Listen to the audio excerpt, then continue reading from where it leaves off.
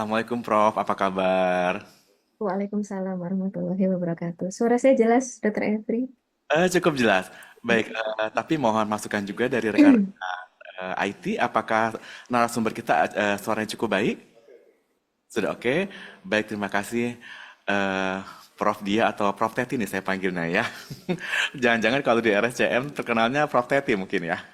Baik Bapak dan Ibu, saya perkenalkan ya pada pagi hari ini Prof Dia misalkan S1 kemudian misalkan S2 pendidikan dokter spesialis 1 dan juga dokter spesialis 2-nya konsultan metabolik endokrin di FKUI RSCM dan juga Prof menyelesaikan gelar S3-nya juga di FKUI ya Prof ya.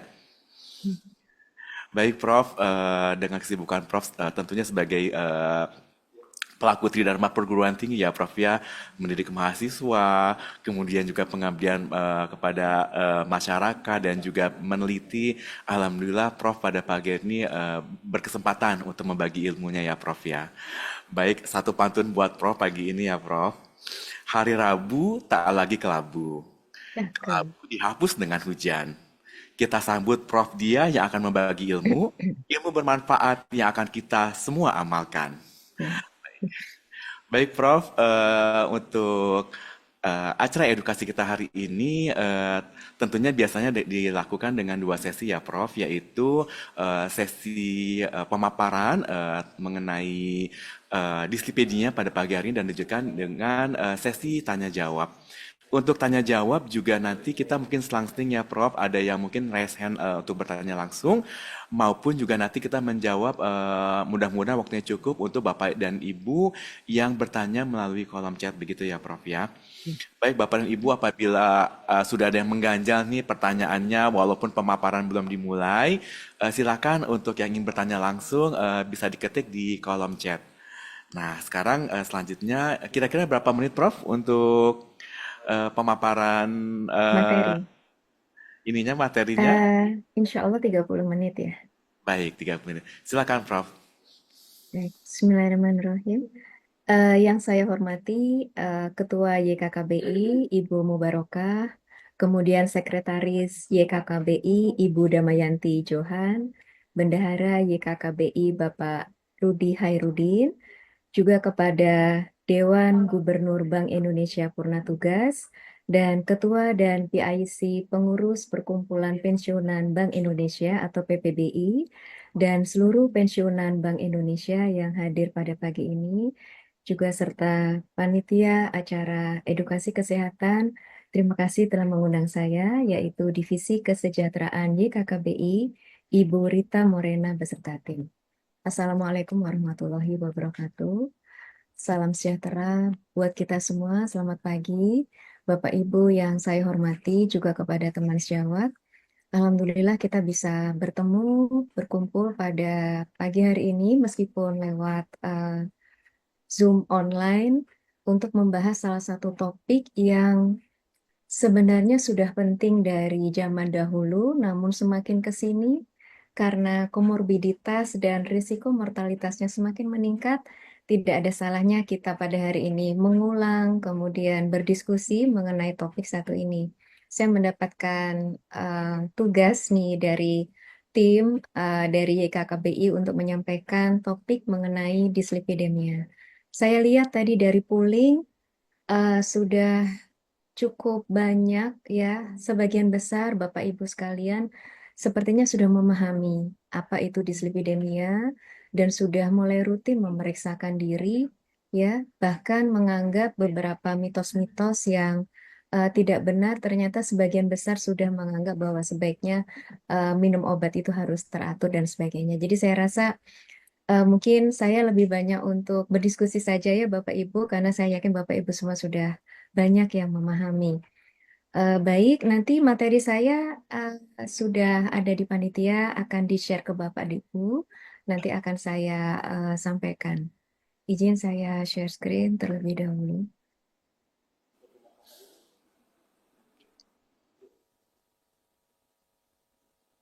Ya, Baik, jadi kita akan membahas mengenai bahaya dislipidemia dan pentingnya gaya hidup sehat, terutama pada populasi usia senior.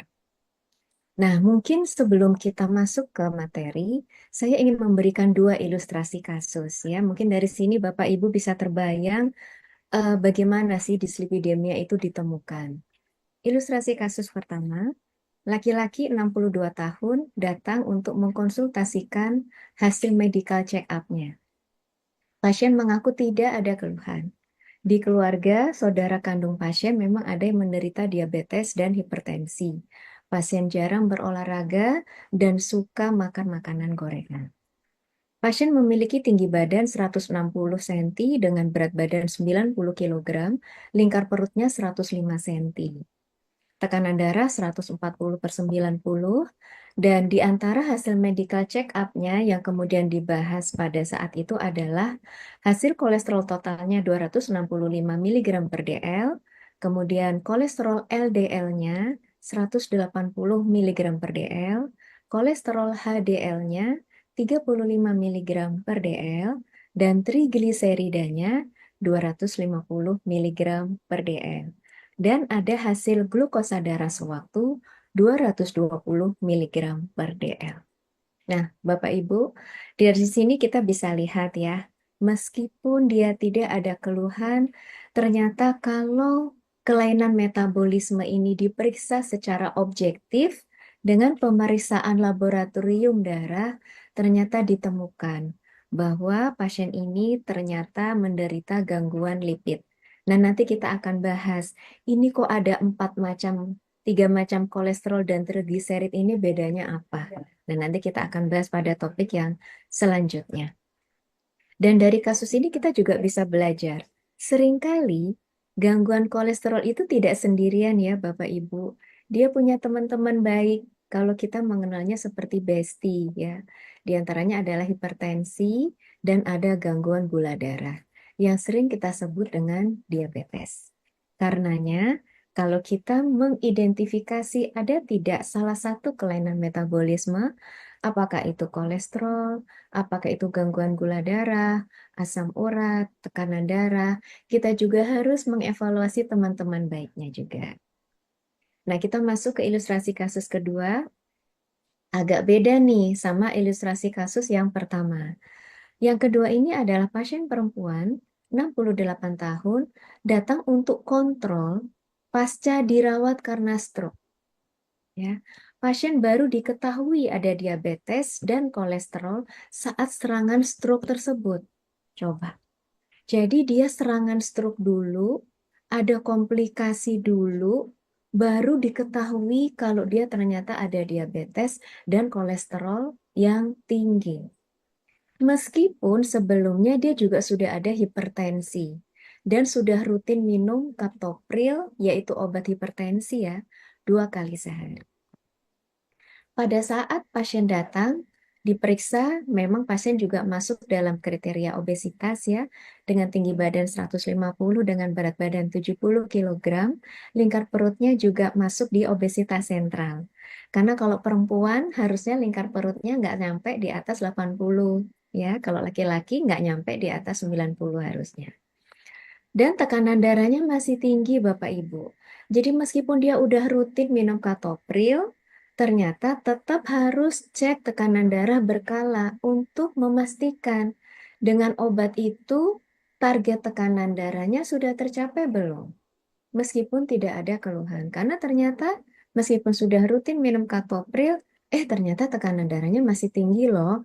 Masih di atas 140/90, yaitu 150/100 ya. Nah, hasil laboratoriumnya juga menunjukkan hal yang mirip dengan kasus yang pertama. Kolesterol total 295, LDL-nya 200, tinggi sekali ya. HDL-nya 45, trigliserid 150, dan gula darah sewaktu 280. Jadi sudah hampir 300 ya. Nah, jadi dua ilustrasi kasus ini mungkin menggambarkan bahwa kolesterol bisa ditemukan pada saat pasien tidak ada gejala, hasil dari medical check-up, namun juga bisa ditemukan saat diperiksa saat dia menderita komplikasi tertentu karena riwayat sakit metabolismenya yang tidak terdeteksi, kemudian dicek baru deh ketahuan. Ya. Oke, sekarang kita masuk pada teori. Tadi sudah disampaikan oleh Ibu Damayanti mengenai apa itu dislipidemia dan betul sekali bahwa ini adalah kelainan metabolisme lipid. Ini penting di-highlight, kelainan. Bukan berarti, oh kalau sudah usia senior, nggak apa-apa loh kolesterolnya segitu. Oh kalau udah usia senior, tekanan darahnya nggak apa-apa segitu, memang segitu gitu. Bukan ya Bapak Ibu. Tetap bahwa dislipidemia, hipertensi itu adalah kelainan. Jadi harus dideteksi dini dan ditangani. Ya. Dia adalah kelainan metabolisme lipid yang ditandai oleh peningkatan atau penurunan salah satu atau lebih komponen lipid dalam plasma. Ya, kalau kita lihat seberapa banyak sih dislipidemia ini menurut WHO. Ini data WHO sudah cukup lama, mungkin sekarang sudah lebih tinggi prevalensinya. Di laki-laki dan perempuan kurang lebih sama, antara 30 sampai 40%. Dan oleh WHO dianggap bahwa dislipidemia ini bertanggung jawab terhadap 22,6 juta kematian dan menyebabkan ketidakberdayaan pada 29,7 juta jiwa. Yang mungkin karena pengaruh komplikasi dislipidemia yang menyebabkan stroke, meskipun pasien tidak sampai meninggal, tapi menimbulkan hendaya fisik, gangguan lemah satu sisi. Nah, itu yang dimaksud ketidakberdayaan. Dan di Indonesia sudah ada data dari Riset Kesehatan Dasar 2018 bahwa kejadian kolesterol yang tinggi pada usia di atas 15 tahun itu mendekati 30%. Jadi kalau kita sederhanakan, sekitar 1 dari 3 orang dewasa itu sudah menderita kolesterol. Ya, jadi tidak menunggu usia tua loh Bapak Ibu. Ternyata di atas usia 20 tahun, 30 tahun pun para generasi muda ini juga sudah harus waspada. Karena ternyata kolesterol itu sudah mengancam. Ya. Nah, kita masuk nih. Apa itu lipid? Lipid itu apa aja? Ya. Jadi lipid itu ada kolesterol, ada trigliserida. Ada 3 macam kolesterol. Kolesterol total, kolesterol LDL, kolesterol HDL, ya, dan trigliserid ada 1 macam. Kita lihat dulu batas-batas idealnya, normalnya.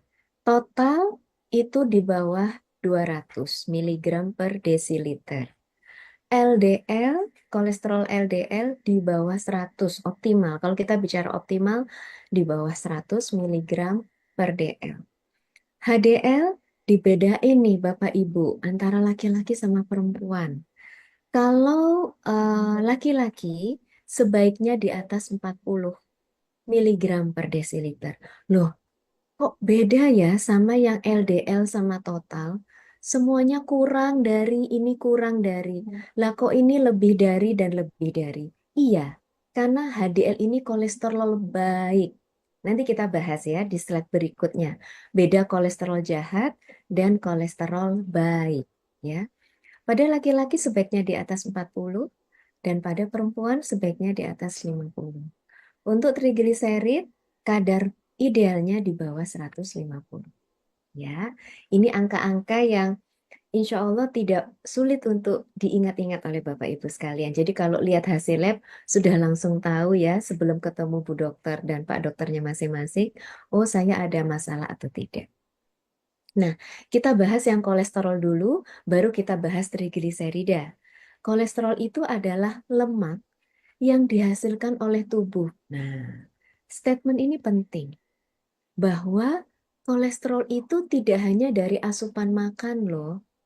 Lemak itu nggak hanya dari asupan makan dari luar loh, tapi juga diproduksi dalam tubuh. Penting ini dipahami Bapak Ibu terkait dengan pertanyaan yang dari survei tadi. Minum obat kolesterol itu harus terus-menerus atau kalau makan makanan lemak saja? Nah, kalau sumber lemak itu hanya dari makanan berlemak atau minuman manis, Ya boleh kita minum obatnya kalau hanya makan berlemak sama minum manis saja. Tapi ternyata lemak itu salah satu komponennya adalah kolesterol, tidak hanya dari asupan makan dan minuman berisiko, tapi juga dihasilkan oleh tubuhnya. Makanya minumnya harus teratur. Kita kan nggak bisa menyetop. Loh, kenapa kok tubuh menghasilkan itu? Nanti kita lihat hal-hal atau faktor risiko apa yang membuat tubuh akhirnya memproduksi kolesterol itu berlebihan. Sebenarnya tubuh butuh kolesterol, Bapak Ibu. Karena kolesterol itu memang bahan membuat hormon. Hormon testosteron untuk reproduksi, estrogen untuk reproduksi, hormon stres kalau kita sedang dikejar deadline nih, supaya hormon adrenalin kita naik. Itu bahan pembuatnya apa? Kolesterol. Makanya dia diproduksi tubuh kita. Nggak kita perintah pun, tubuh kita produksi kolesterol. Tapi kalau berlebihan, dia akan bahaya. Begitu ya. Nah, ini adalah pembagiannya. Ternyata tidak hanya cukup di atas 200 saja ya, tapi kalau dia sudah mulai di atas 240 itu amat sangat tinggi, jadi hati-hati. Nah, apakah kolesterol total di atas 200 selalu buruk? Tidak selalu, Bapak Ibu. Kenapa? Nah, kita lebih dalam lagi nih diskusinya. Kolesterol total itu adalah penjumlahan antara kolesterol jahat dan kolesterol yang baik. Ada beberapa orang, meskipun nggak banyak ya Bapak Ibu, kolesterol baiknya itu tinggi. Jadi kalau di total antara kolesterol jahat dan baik, totalnya di atas 200, tapi kolesterol jahatnya sebenarnya masih normal. Cuman kolesterol baiknya yang tinggi. Karena itu, kalau kita memeriksa kolesterol, jangan cuman kolesterol total saja, Bapak Ibu, tapi lengkap yang kayak ilustrasi kasus tadi. Ada kolesterol total, kolesterol LDL, HDL, dan trigliserid. Jadi kita tahu berapa kolesterol jahat kita dan berapa kolesterol baik kita, ya. Nah, kita masuk pada kolesterol jahat dan baik. Yang jahat dulu ya, yang bawang merah dulu nih. Kalau kita bicara bawang merah, bawang putih, ini yang bawang merahnya dulu ya. LDL, Bapak Ibu, ini adalah kolesterol yang jahat. Kenapa? Karena dia pembawa lemak dari hati ke seluruh tubuh. Kan tadi kita tahu bahwa kolesterol itu diproduksi oleh tubuh kita untuk bahan membuat hormon. Nah, angkutan atau kendaraan yang membawa dia dari pabriknya ke tempat-tempat yang dibutuhkan itu adalah LDL. Ya. LDL ini pembawa kolesterol dari hati disebar ke seluruh tubuh yang membutuhkan. Lazim disebut jahat, kenapa? Nah, karena kalau dia berlebihan, bahaya Bapak Ibu. Dia itu kalau nempel nih di pembuluh darah, LDL ini paling gampang nempel ya. Paling gampang nempel di pembuluh darah. Begitu dia nempel, dia membentuk kerak-kerak dan membentuk lapisan penebalan di dinding pembuluh darah.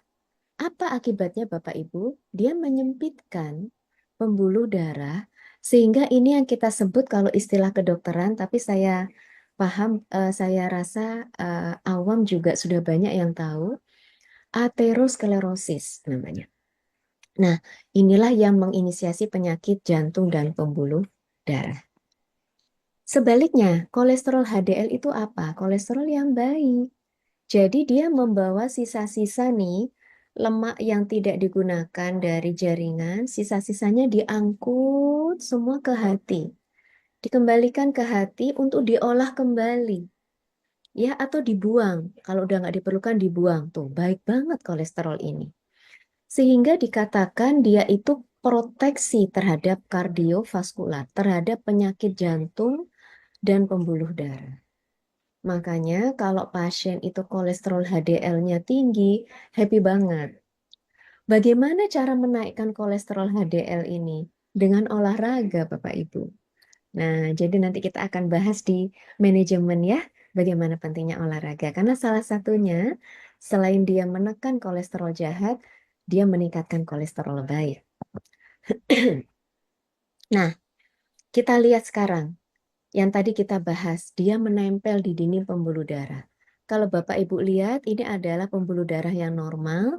Kita lihat di sini halus sekali ya dindingnya, dan sel-selnya juga tidak bertubrukan satu sama lain. Ini adalah pembuluh darah yang normal. Nah, kalau sudah ada plak-plak yang berwarna kuning nih di dindingnya, udah mulai tebel ini Bapak Ibu ya, meskipun dia masih belum berat, ini karena lemak. Ya, bertambah tebal, dia akan semakin menyempitkan lubang pembuluh darahnya. Apa bahayanya lubang pembuluh darah ini menyempit, Bapak Ibu? Aliran darah akan semakin sedikit. Padahal darah ini membawa oksigen yang sangat diperlukan oleh tubuh kita, oleh sel-sel tubuh kita. Kebayang nggak kalau yang lagi butuh oksigen itu jantung kita, terus ternyata pembuluh darah di jantung kita udah sempit banget kayak gini. Ini mending masih ada lubangnya. Kadang lubangnya udah kecil banget. Jadi akhirnya otot-otot jantung pasien tersebut kekurangan oksigen sehingga fungsinya jadi menurun. Sehingga bisa timbul gagal jantung. Nah, kalau ini penyumbatannya tiba-tiba yang penebalan kuning ini pecah, terus nyumbat, apa yang terjadi? Tidak ada aliran darah atau oksigen sama sekali, terjadilah serangan jantung, Bapak Ibu. Nah, jadi eh, serangan jantung itu tidak terjadi secara tiba-tiba, tapi dia berproses ya, makanya bisa dicegah. Nah, sebelum kita bicara pada komplikasi dislipidemi, kita masuk dulu ke trigliserid. Tadi kita tahu lemak itu ada kolesterol, ada trigliserid, kolesterol ada LDL sama HDL, LDL yang jahat, HDL yang baik. Sekarang kita ke trigliserid. Nah, trigliserid ini adalah lemak yang digunakan untuk sumber energi. Kita jalan, kita naik tangga, kita lari, kita olahraga, kita ngejar bis, kita menulis ya, semuanya itu menggunakan energi dari trigliserida. Nah, ini memang yang didapat dari makanan atau dari minuman.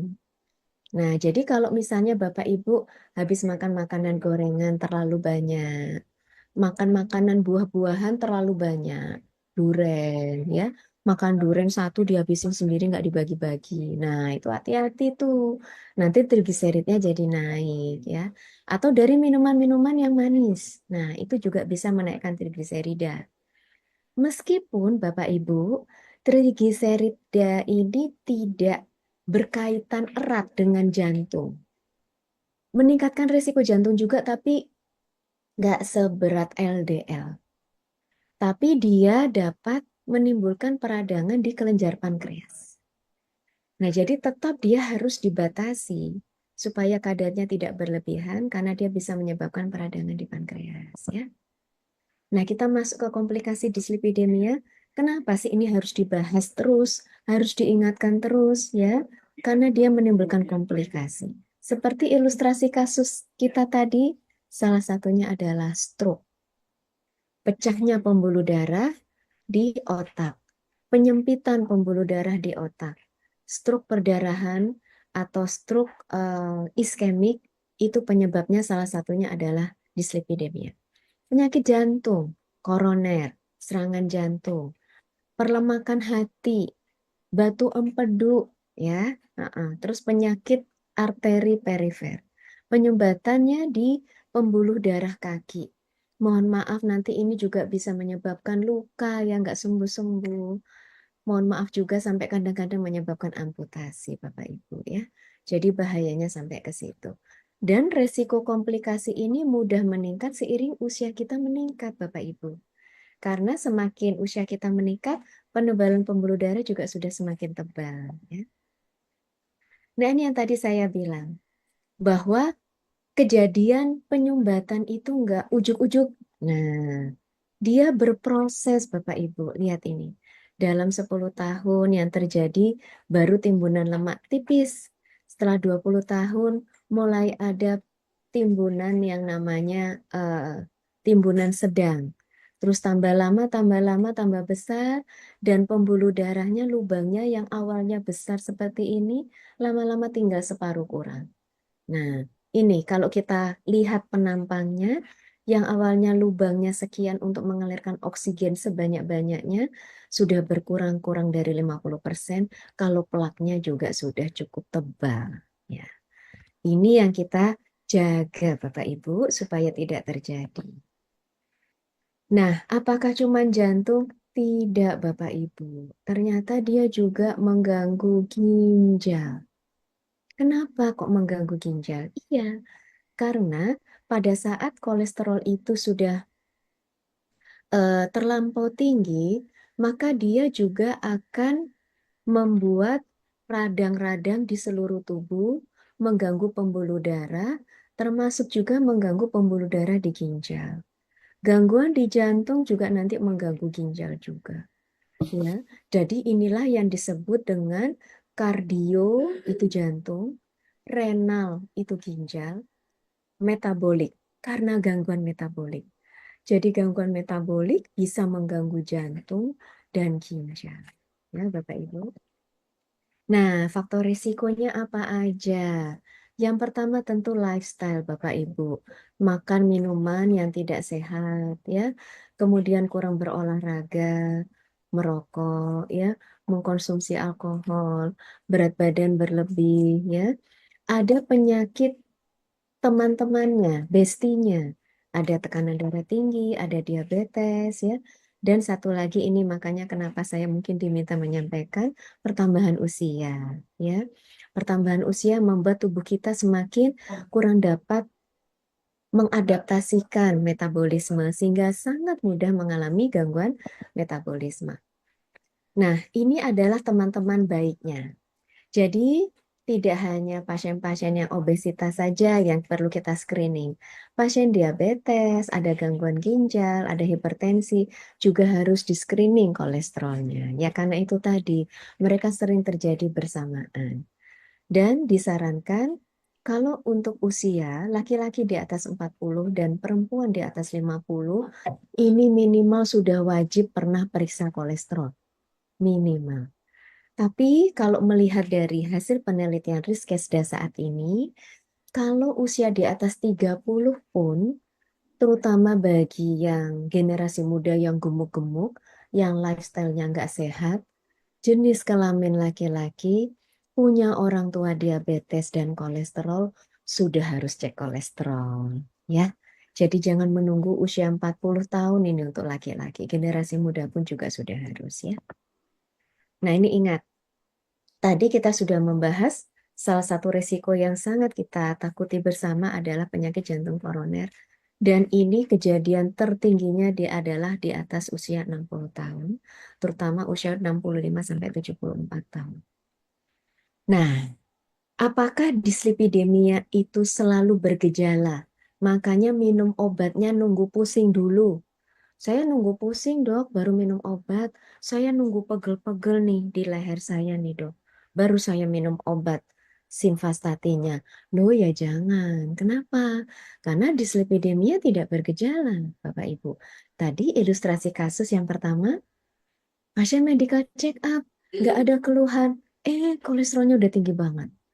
Atau ilustrasi kasus kedua, udah akhirnya stroke duluan, baru dicek kolesterolnya ternyata tinggi. Nah, jadi jangan menunggu menunggu komplikasinya datang dulu ya Bapak Ibu.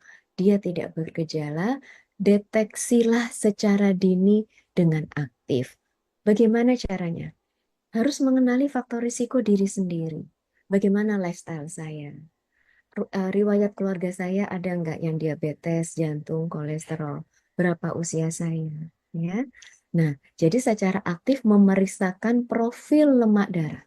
Periksa darah Bapak Ibu ke laboratorium. Alhamdulillah banyak sekali perusahaan-perusahaan yang secara aktif melakukan medical check up pada karyawan-karyawannya dan itu sangat membantu. Ya. Yang diperiksa adalah kolesterol total, LDL, HDL, dan trigliserida. Nah, lalu gimana nih Bapak Ibu? Kalau ternyata, waduh kolesterol saya tinggi, nggak usah kecil hati. Kalau belum ada komplikasi tersebut amat sangat bisa dicegah. Dengan cara apa? Menangani dislipidemia dengan tuntas. Bagaimana caranya tuntas? Semua ini harus dilakukan. Nggak cuma salah satu. Nah, dok, saya minum obat aja deh, dok. Habis gimana ya, dok ya? Saya tuh sibuk banget, nggak sempat olahraga, dok.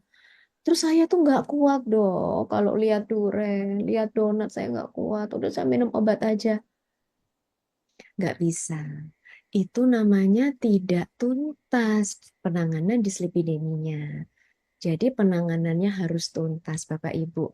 Semua aspek, mulai dari mengatur makanan, ya, berolahraga rutin, menghentikan rokok, tidak mengkonsumsi alkohol, meminum obat-obatan dengan rutin, dan selalu rutin mengikuti edukasi-edukasi seperti ini untuk mengingat kembali, merecharge kembali pengetahuan tentang penyakit metabolisme. Ya, ini adalah tata laksana tuntas dislipidemia.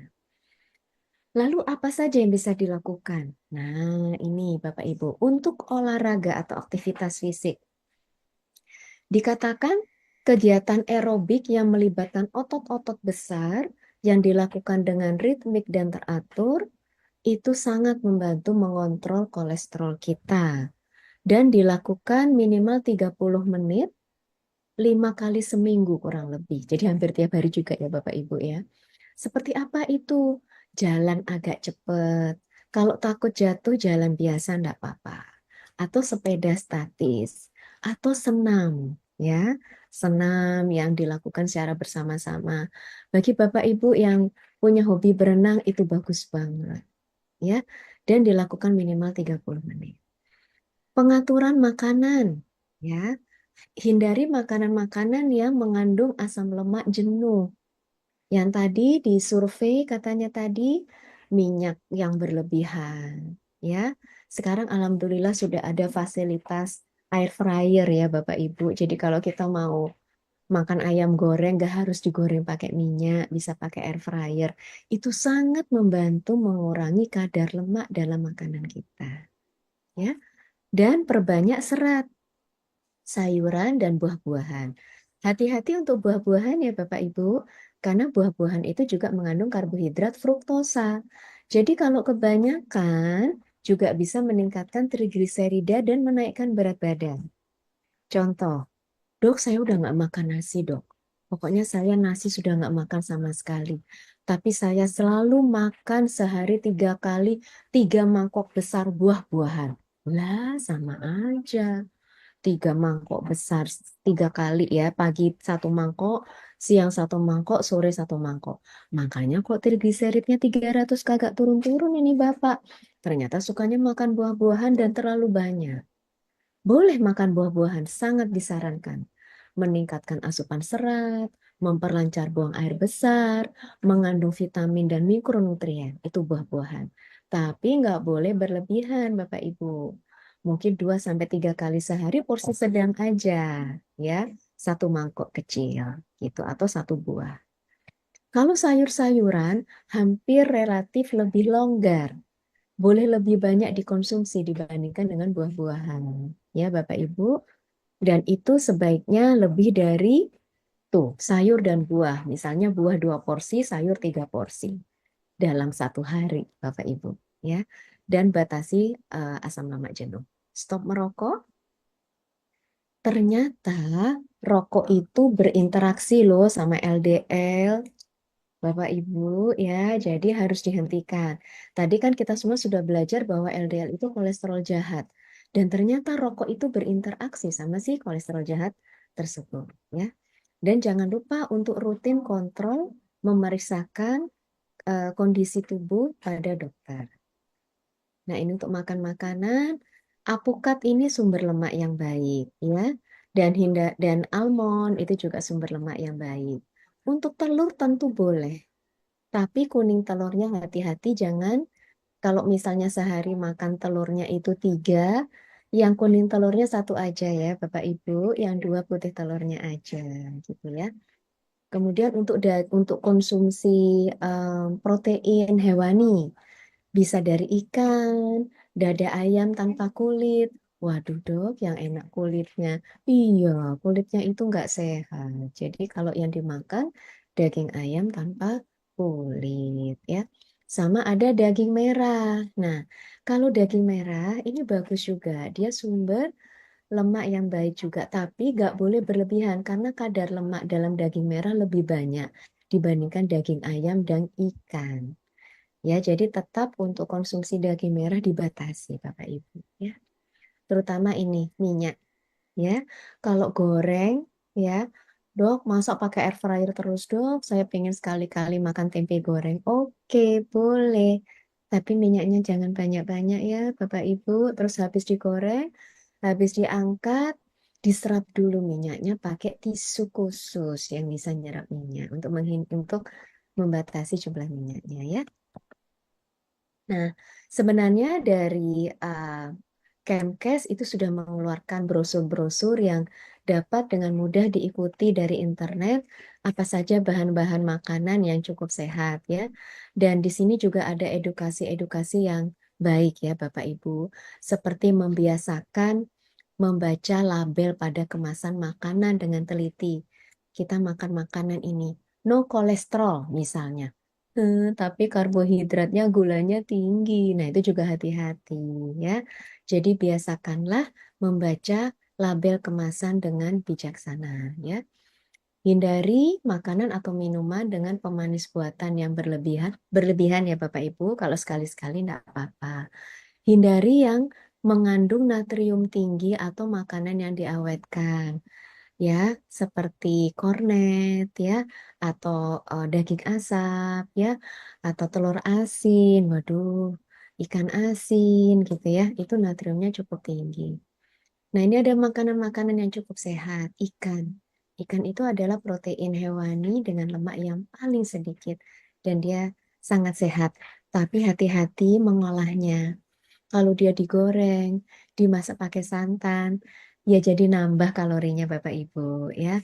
Jadi olahnya bisa dipepes, gitu kan lebih sehat ya. Kemudian kacang-kacangan, dia kedelai ya.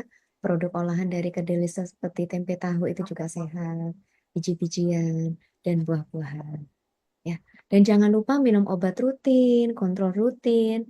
Dan biasanya dokter akan memeriksakan kadar kolesterol Bapak Ibu secara rutin setiap 3 sampai 6 bulan. Dan ini nanti dokter akan menganjurkan, loh kok beda-beda ya? Ada loh dok yang sebulan sudah disuruh periksa.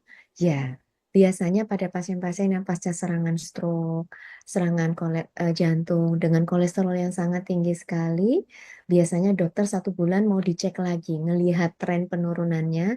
Nanti kalau sudah lumayan baik, baru tiap 3 bulan, gitu ya. Nah, obat-obatan nih, kita masuk ke obat-obatan.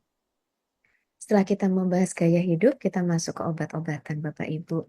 Yang paling banyak dipakai adalah golongan statin. Kenapa, Bapak Ibu? Karena statin ini adalah yang paling top chair menurunkan LDL. Ya, paling oke menurunkan LDL. Makanya pilihannya adalah statin. Kalau dengan statin ternyata muncul keluhan, ada pegal-pegal di otot, terus sama dokter dicek, oh ya benar ini karena statin, bukan karena pegel habis olahraga misalnya. Maka akan dikombinasikan atau diganti dengan obat lain, kayak misalnya ezetimibe. Ya, tapi tentu ezetimibe tidak sekuat atau tidak seefektif statin dalam menurunkan LDL. Satu lagi kelebihan statin, Bapak Ibu. Dia selain menurunkan LDL, juga membuat si penyumbatan yang kuning-kuning tadi menipis. Nah, makanya minum statinnya jangan kalau makan gorengan aja. Minum statinnya harus rutin. Karena dia juga dapat membantu menipiskan lapisan kuning di pembuluh darah tadi supaya tidak bertambah tebal. Dan juga tadi yang pertama kita bahas, kolesterol itu diproduksi setiap hari sama tubuh kita. Kalau produksi setiap harinya berlebihan, ya makanya statinnya harus diminum setiap hari. Ya, yang faktor risiko yang tadi kita bahas itulah yang menyebabkan produksi kolesterol kita jadi berlebihan. Berat badan kita berlebih membuat tubuh lebih cenderung memproduksi kolesterol. Kita kurang gerak, kolesterol kita jadi kurang terpakai, jadi numpuk, dan lain sebagainya. Jadi makanya minum statin mesti teratur. Dan kalau Bapak Ibu perhatikan, para dokter itu mengutamakan statin dulu baru ezetimibe. Statinnya dinaikkan dulu sampai dosis optimal, sampai LDL-nya tercapai dulu. Baru kalau memang pasiennya nggak toleran dengan statin dosis yang tinggi, dokter akan memberikan statin dosis sedang ditambah ezetimibe. Jadi bukan berarti kalau ezetimibe ini harganya lebih mahal, pasti lebih bagus dari statin. Tidak ya Bapak Ibu, tetap pilihan utama kita statin. Dan apakah itu statin yang generik, mau itu statin yang non generik, sama Bapak Ibu ya. Karena statin yang generik pun juga sama efektifnya. Contoh, nanti kita akan bahas jenis-jenisnya ya. Ada atorvastatin, ada rosuvastatin. Itu sangat bagus untuk tata laksana dislipidemia ya. Nih, baru saya bicara. Ada namanya atorvastatin, rosuvastatin, simvastatin. Ya, ini yang sering dipakai ya. Nah, ini kok ada tabel-tabelnya ya? Bedanya apa nih? Nah, kita membagi statin itu ada yang intensitas ringan, intensitas sedang, dan intensitas tinggi. Yang banyak kita pakai adalah intensitas sedang dan intensitas tinggi. Ya, pada intensitas yang sedang itu adalah beberapa jenis obat dengan dosisnya. Bisa saja satu jenis obat itu masuk ke keduanya. Contoh atorvastatin. Dia juga masuk di intensitas sedang dan intensitas tinggi, tergantung dosisnya. Kalau intensitas sedang, itu dosisnya 10 sampai 20 miligram. Dia dapat menurunkan kolesterol LDL 30 sampai 50% dari awal. Dari kadar kolesterol LDL awal, dia bisa turunkan 30 sampai 50%. Kalau yang high intensity atau intensitas tinggi, dia bisa menurunkan kolesterol LDL lebih dari 50% dari baseline, dari awal. Sama-sama atorvastatin tapi dosisnya lebih tinggi. Kalau di sini 20, 10 sampai 20, ini 40 sampai 80. Rosuvastatin juga gitu. Kalau di sini dosis 5 sampai 10, di sini 20 sampai 40. Gitu ya Bapak Ibu. Inilah yang harus kita optimalkan dulu pemilihannya pada pasien-pasien kita, baru kalau tidak tercapai dengan statin, kita kombinasikan dengan ezetimibe. Ya, atau kita banyak nih mereknya sekarang ya, ada ezetrol salah satunya. Nah, bagaimana dengan target? Targetnya itu adalah biasanya di bawah 100 Bapak Ibu, terutama kalau ada pasien itu ada diabetes, itu biasanya di bawah 100. Pada pasien-pasien yang sudah pernah stroke, sudah pernah pasang ring jantung, sudah pernah kena serangan jantung, maka dia targetnya lebih rendah lagi, yaitu di bawah 70. Ya, Bapak Ibu. Jadi antara dua target ini, di bawah 100 sama di bawah 70. Nah, ini nih yang sering kita ditanya sama pasien. Saya kan nggak ada gejala, masa saya dislipidemia? Nah, ini udah terjawab ya Bapak Ibu. Tadi kita sudah banyak membahas. Jadi kalau ada saudara, ada teman nanya ke Bapak Ibu, loh apa aku harus cek? Kan aku nggak ada gejala. Nah Bapak Ibu sudah bisa menjelaskan. Memang tidak bergejala dislipidemia itu. Baru bergejala kalau komplikasinya sudah keluar dan itu mengerikan ya Bapak Ibu. Ada stroke, ada jantung, gejala stroke-nya udah keluar baru diperiksa kolesterolnya, jangan kayak gitu. Jadi kita melakukan yang namanya deteksi dini ya. Terus yang ini, saya nggak ada gejala lagi, atau kolesterol saya udah bagus nih, udah saya stop aja ya. Nah, Bapak Ibu udah tahu nih jawabannya sekarang. Nggak bisa menghentikan obat kolesterol sembarangan, harus sesuai dengan saran dokter. Karena dokter akan mempertimbangkan manfaat dari obat statin tadi untuk menipiskan penebalan di pembuluh darah ibu dan apakah LDL-nya sudah tercapai target. Minum obat kolesterol harus dicek LDL-nya karena LDL-nya harus diturunkan sesuai target. Ada dua target tadi, ada yang di bawah 70, ada yang di bawah 100. Bahkan di panduan yang terbaru, kalau dia sangat tinggi resikonya, berulang komplikasinya, targetnya bahkan di bawah 55 Bapak Ibu untuk LDL-nya. Nah, ini slide saya, dua slide saya yang terakhir ya. Nah, jadi sebenarnya edukasi, kemudian pencegahan, itu bisa dilakukan dari dini. Terutama mungkin Bapak Ibu yang sudah berusia di atas 60, mungkin sudah punya cucu ya. Nah, dari kecil dibiasakan suka olahraga, suka lari misalnya, suka bermain aktif, dikenalkan dengan makanan-makanan yang sehat, tidak dikenalkan dengan makanan yang manis dan yang asin dulu waktu masih kecil. Itu sebenarnya udah pencegahan, Bapak Ibu. Terus pada saat remaja, mulai diingatkan terus. Apalagi sekarang ABG-ABG kita ini pinter banget pesen Gojek ya, Bapak Ibu.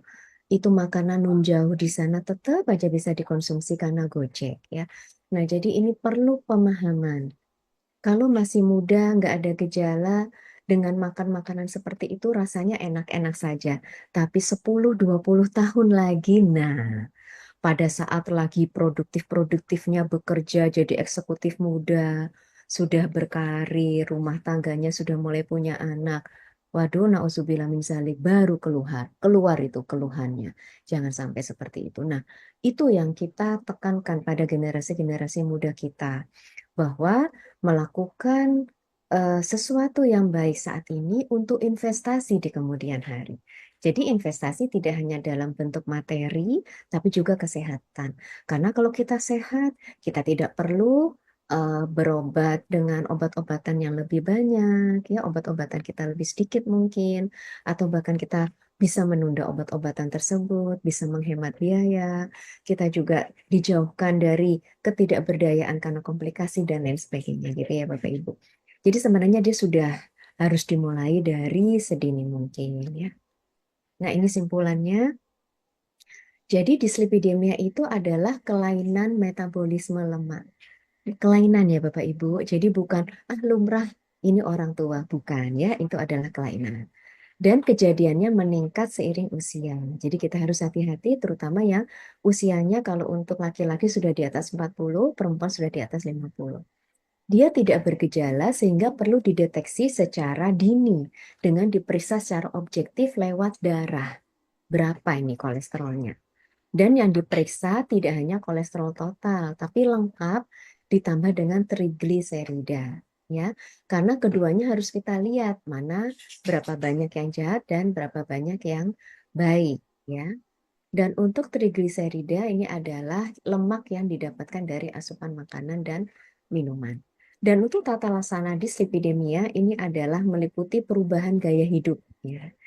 Jadi yang tadi saya sampaikan, mesti tuntas tata laksananya. Nggak bisa cuma obat-obatan aja, tapi nggak sempat olahraga, nggak sempat diet. Itu namanya nggak tuntas, Bapak Ibu.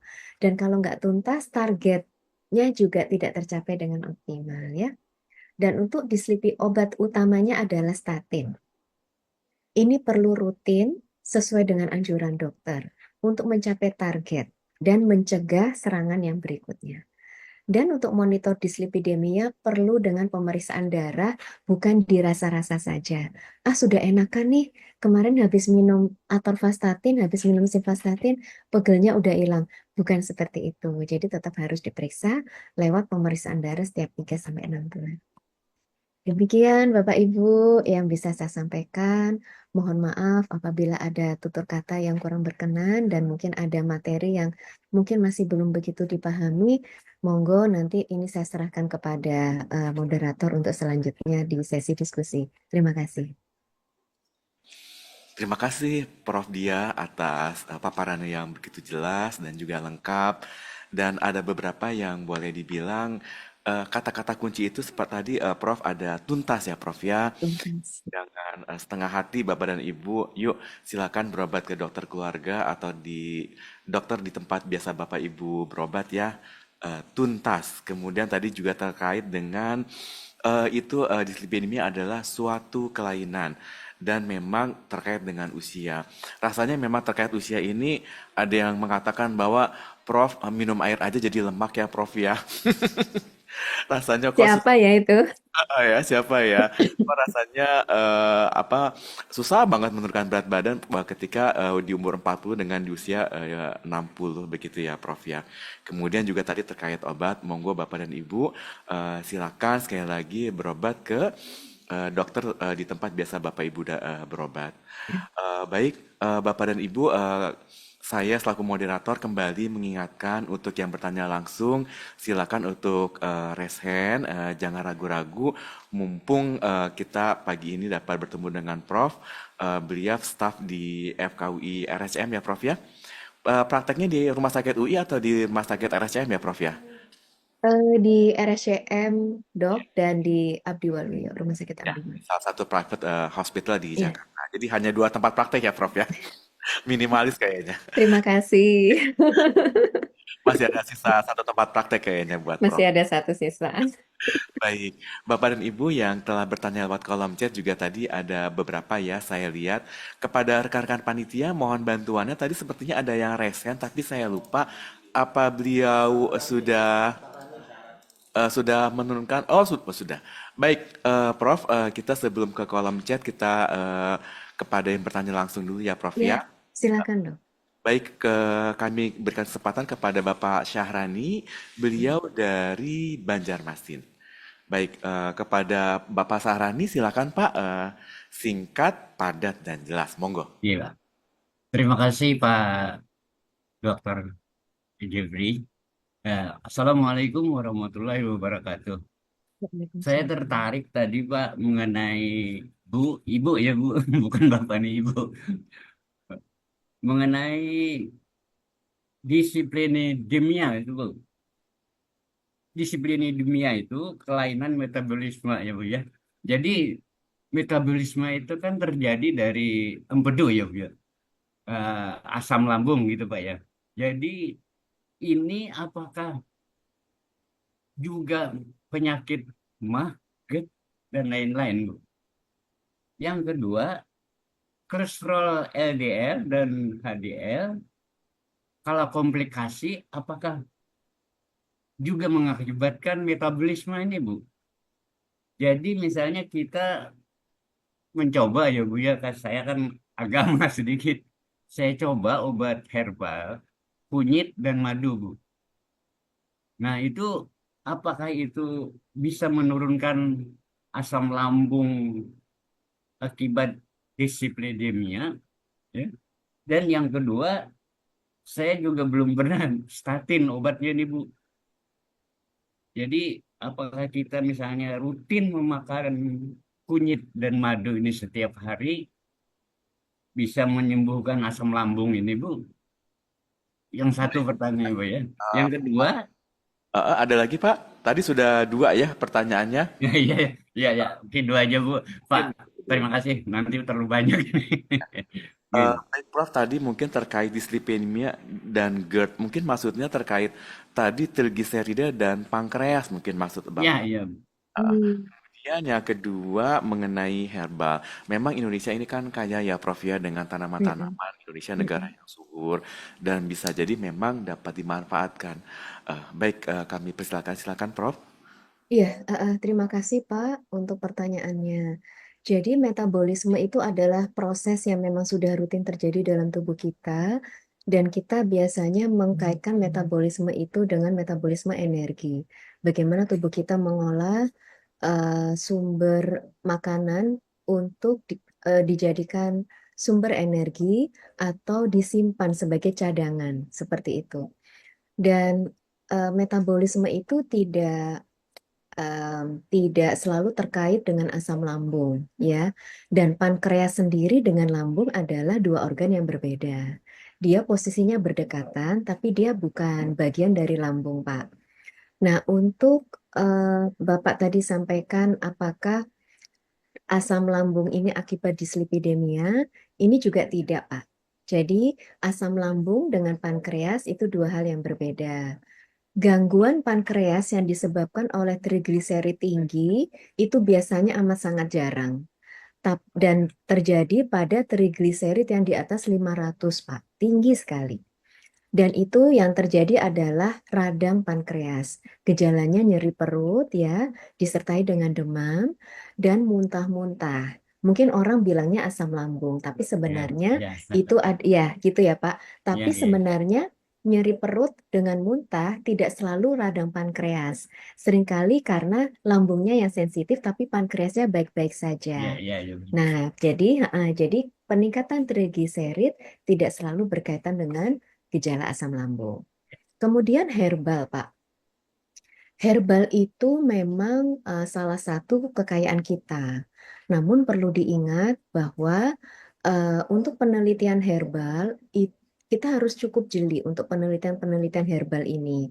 Mereka melakukannya biasanya pada individu yang sehat, pada hewan coba, dan pada individu dengan kelainan yang ringan. Sebagai contoh, waktu itu teman sejawat kami, Dr. Trijuli, di bagian metabolik endokrin, meneliti apa ya, temulawak ya, pada pradiabetes. Ternyata dia dapat sedikit mengurangi gula darah, tapi pada prediabetes saja. Begitu pasien itu diabetes, dia sudah tidak terlampau kuat untuk itu. Nah, jadi kita harus jeli untuk melihat hasil-hasil penelitian herbal. Dan kalau itu adalah herbal dan dia didaftarkan ke BP POM sebagai suplemen, dia tidak harus melaporkan hasil penelitian pada manusia. Artinya kita juga tidak tahu, Bapak Ibu, em, apakah dia juga melakukan penelitian itu pada manusia. Mungkin testimoni iya, tapi kan testimoni bukan suatu bukti klinik yang bisa dipercaya. Jadi bukti klinik yang baik adalah lewat eh, penelitian yang kita sebut dengan uji tersamar ganda. Jadi pasien ada sekian ratus, sekian ribu pasien dibagi dua kelompok. Kelompok A dikasih obat, kelompok B tanpa obat. Nah, itu adalah penelitian tersamar ganda dan setiap obat, jadi setiap zat yang diklaim obat dan didaftarkan ke BPOM, dia harus melampirkan hasil penelitian seperti ini. Kalau herbal dan suplemen tidak harus. Ya, ya. Artinya, kita tidak bisa menjamin apakah testimoni yang dijadikan iklan itu pasti dialami oleh semua yang mengkonsumsi. Karena sifatnya hanya testimoni. Jadi Bapak Ibu mesti hati-hati. Mungkin sementara Coba itu saja. saya saya lagi Bu. Ini kan kalau herbal ini saya buat sendiri Bu. Saya rebus. Kalau saya sakit ya, saya rebus, tambah satu madu 1 sendok, segelas kecil itu. Tapi memang sembuh Bu. Memang sembuh. Tapi nanti seminggu akan datang sakit minum lagi gitu. Apakah itu bisa kita rutin atau itu gitu Pak? Sakit apa ya Pak? Yang tadi kan Bapak Saya bilang Bapak mah sakit. mah juga. Oh, mah ya. Kalau ya memang ini sedikit di luar topik, tapi izin Iya. saya jawab ya, Bapak Ibu. Nah, kalau sakit mah itu penyebabnya banyak, Bapak Ibu. Dari kurang tidur, stres bisa asam lambungnya meningkat. Salah mengkonsumsi makanan itu juga bisa. Beberapa minuman seperti kopi yang berlebihan itu juga bisa merangsang sakit mah. Merokok juga bisa meningkatkan asam lambung. Jadi kita mengatasi dari hal itu. Nah, kalau Bapak merasa cukup nyaman dengan kunyit dan madu, selama itu Bapak olah sendiri, monggo, nggak ada masalah. Tapi apakah itu yang memperbaiki, saya juga kurang tahu ya Pak. Karena faktor yang menyebabkan gangguan mah tadi cukup banyak dan itu harus disingkirkan satu persatu. Ya, Baik, terima kasih Prof. Jadi terkait untuk katakanlah herbal atau suplemen memang pembuktiannya agak sulit ya Prof ya. ya, Kadang-kadang juga testimoni tidak agak tentunya tidak dapat dijadikan sebagai suatu acuan gitu ya Prof ya. ya, Mana betul. kalau memang seseorang individu ataupun pasien merasakan badan enak setelah meminum herbal atau suplemen itu juga mungkin efek placebo atau efek-efek yang lain gitu ya Iya, psikologisnya iya, suasananya sedang betul, enak gitu. Baik, Prof, betul. untuk dari pertanyaan di kolom chat, mungkin saya ambil dulu terkait makanan atau minuman juga yang melanjutkan tentang Hmm, herbal ini. Ada yang bertanya tentang kimchi, Prof. Mungkin kalau hmm, kimchi itu nanti dihubungkan dengan serat, Prof. hmm, Sejauh mana sih serat itu memang hmm. bisa mungkin memblok penyerapan lemak di dalam usus mungkin begitu ya. Kalau di kita ya mungkin makanan yang tinggi serat. Kalau di luar sih tadi Korea mungkin kimchi. Ini juga terkait joke ya ya Prof ya misalnya jadi nyebut merek nih Sunlight Mama Lemon gitu ya. Ada lagunya.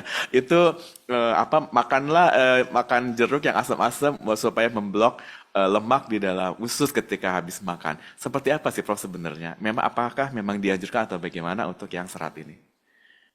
Betul, Dokter Evri. Jadi serat itu adalah salah satu komponen dalam nutrisi yang sebaiknya selalu ada dalam konsumsi kita sehari-hari. Kita disarankan mengkonsumsi 20 sampai 30 gram serat dalam sehari. Ya, dan fungsinya sangat banyak. Di antaranya adalah dia bisa melancarkan buang air besar karena dengan serat itu akan membentuk massa. Jadi makanan Bapak Ibu itu akan dibentuk massa supaya dia mudah dikeluarkan dan didorong dari kolon. Karena kalau tidak ada serat, tidak terbentuk massa yang cukup, jadi timbullah konstipasi. Dia susah untuk dikeluarkan dari kolon. Dengan buang air besar yang lancar, itu juga eh, metabolisme akan lebih baik, proses pembusukan oleh bakteri baik di dalam usus juga berjalan lancar.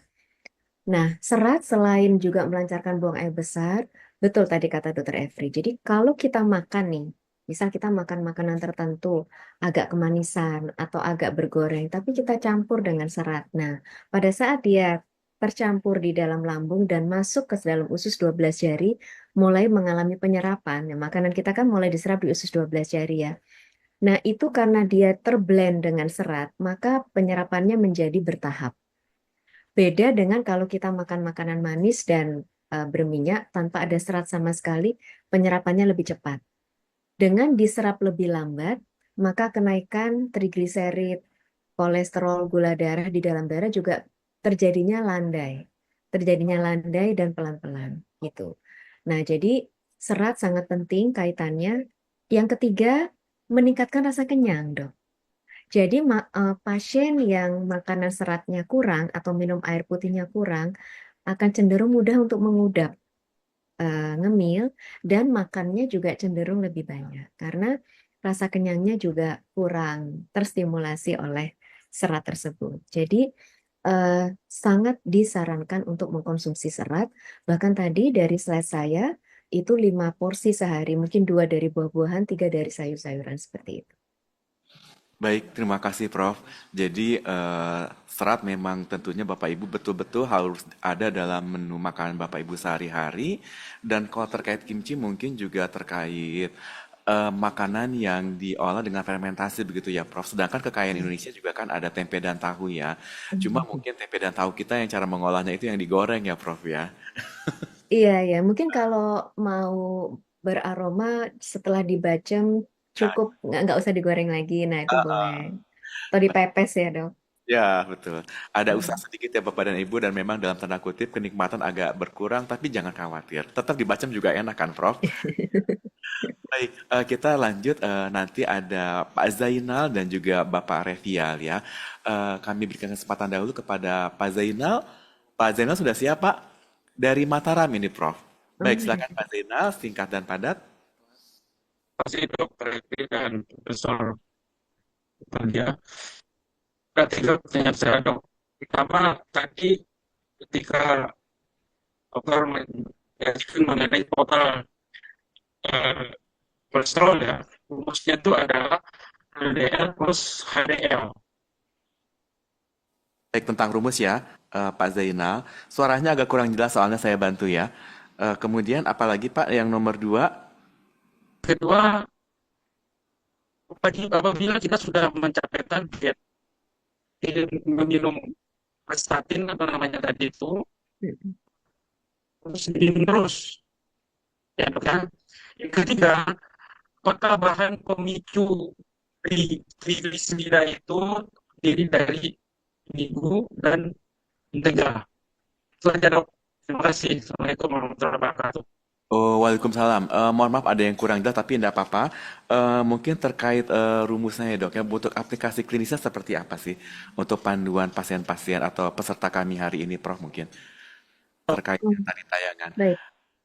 Ya, sebenarnya begini dok, rumus tentang kolesterol itu kan LDL plus HDL. LDL itu adalah yang baik.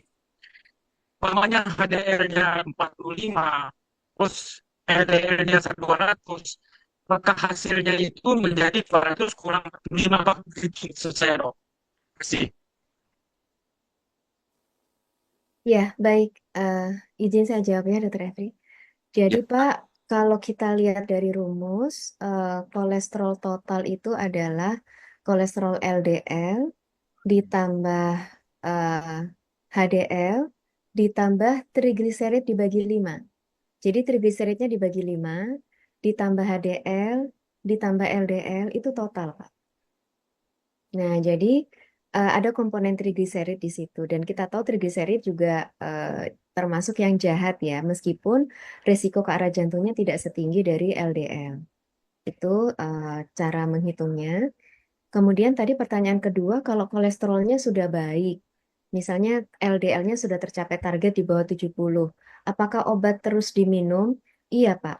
Biasanya kalau pasien itu diberikan target di bawah 70, pasien itu sudah pernah eh, mengalami gangguan jantung atau stroke sebelumnya, atau faktor risikonya multiple, Pak. Jadi misalnya dia ada kolesterol juga, hipertensi juga, obesitas juga, diabetes juga. Nah, kalau dia banyak seperti itu, biasanya dokter akan memberikan target yang lebih rendah.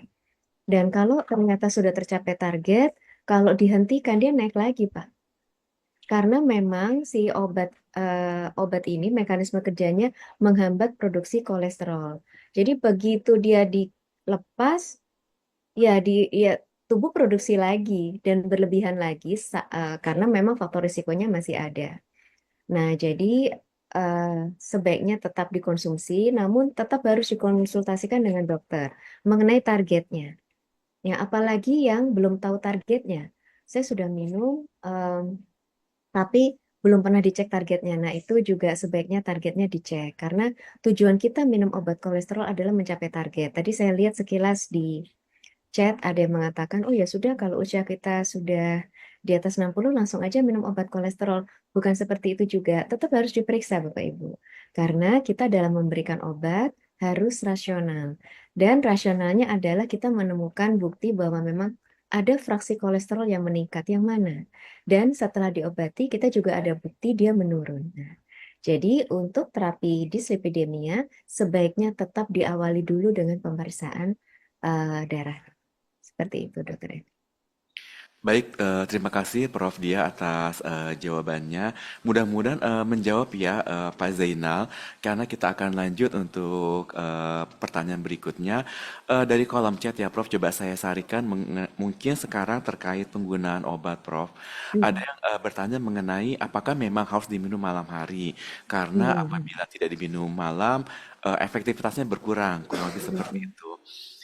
Kemudian terkait kolesterol ini juga apakah ada obat yang bisa meningkatkan HDL?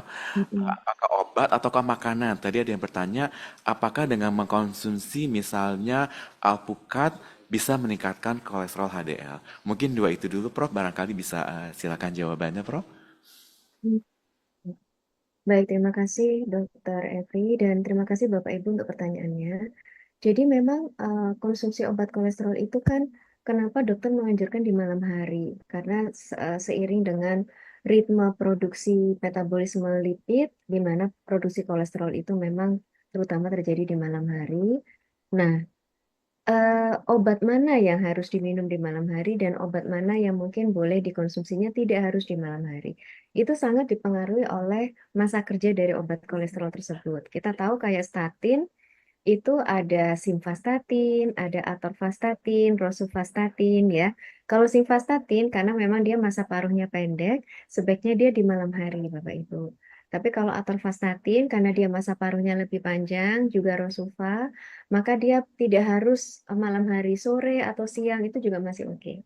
Jadi karena memang masa paruhnya yang dia lebih panjang daripada si simvastatin. Nah, jadi mungkin Bapak Ibu perlu menanyakan kembali ke dokter masing-masing ya, karena tentu dokter paham obat ini tipe yang memang harus dikonsumsinya di waktu tertentu atau dia lebih longgar seperti itu. Lalu untuk yang menaikkan HDL, yang tadi sudah sempat saya sampaikan di slide saya itu olahraga ya. Olahraga itu bisa menaikkan HDL. Sementara untuk makan makanan tertentu dikatakan memang makan makanan asam lemak tak jenuh itu membantu, tapi tidak apa ya, efeknya tidak sebaik exercise.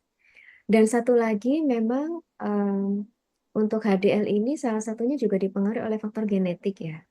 Nah, jadi memang ada beberapa pasien tertentu yang memang cukup beruntung dengan HDL itu selalu tinggi gitu ya, selalu di atas 60 HDL-nya. Ya, selama dia tingginya tidak terlampau tinggi sih nggak ada masalah, itu bahkan proteksi. Tapi ada juga yang ekstrim tinggi, nah itu justru kita juga harus hati-hati sampai di atas 100 HDL-nya. Nah, itu juga kita harus cari gangguan metabolisme yang lain seperti itu, meskipun itu sangat jarang.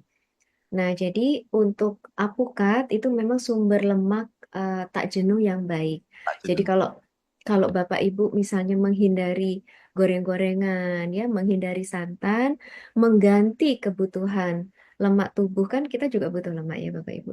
Mengganti kebutuhan lemak tubuh dengan itu tentu sangat baik. Gitu dong. Baik, siap. Terima kasih Prof. Dia.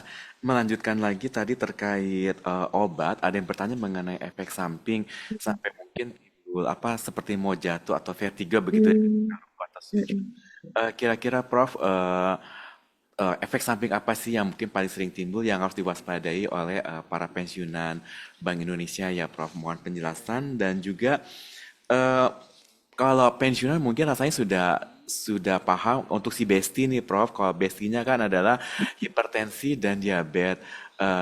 Rasanya untuk hipertensi dan diabetes eh, mungkin sudah paham bahwa memang obat diminum rutin lah untuk obat gula, pemakaian insulin dan juga obat hipertensi. Namun kalau untuk obat kolesterol tadi kembali lagi ada yang mungkin bertanya bisa nggak sih selang sehari Prof kalau udah bagus atau bagaimana?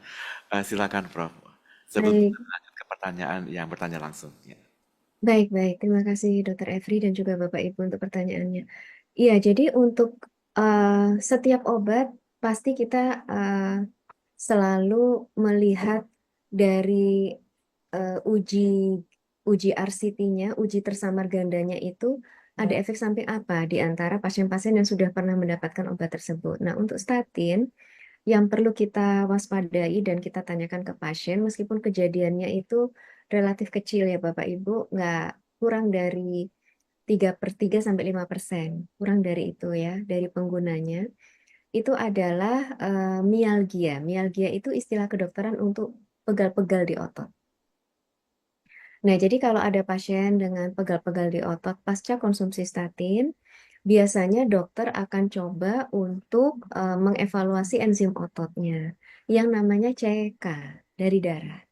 Kalau ternyata CK-nya normal-normal aja, maka pasien coba diedukasi untuk em, kira-kira apakah memang habis beraktivitas yang cukup berat atau faktor-faktor lain yang menyebabkan pegal-pegal tersebut ya. Kalau dicari-cari memang nggak ada juga, biasanya dokter mencoba melepas obatnya dulu. Melepas obatnya dulu, perbaikan nggak nih pegel-pegelnya? Oh, kalau perbaikan, jangan-jangan memang karena obat ini ya, dokter akan menurunkan dosisnya. Kalau memang ternyata statin sangat diperlukan untuk subjek ini, dokter akan coba memberikan lagi dengan dosis yang lebih rendah. Kalau memang sudah tidak bisa sama sekali, maka kita berikan alternatif yaitu ezetimibe yang tadi. Meskipun kita semua sudah tahu bahwa ezetimibe tidak seefektif statin menurunkan LDL-nya lebih ringan dari statin, tidak ada efek menipiskan penebalan dinding pembuluh darah. Jadi itu makanya sebagai pilihan sekunder, meskipun harganya lebih mahal dari statin, tapi dia tidak lebih baik dari statin. Jadi itu baru diberikan kalau dengan statin dia tidak mampu atau kurang adekuat mencapai target. Untuk pemberian dosis selang sehari itu tidak kita rekomendasikan secara rutin. Bagi pasien-pasien yang dengan konsumsi setiap hari itu dia timbul keluhan dan efek samping yang sesuai dari evaluasi dokter, dicoba selang sehari dia lebih toleran, baru diberikan selang sehari. Seperti itu Bapak Ibu. Atau misalnya pasien-pasien yang kalau diberikan setiap hari dengan dosis yang sudah minimal, ternyata LDL-nya terlalu rendah, misalnya sampai di bawah 30.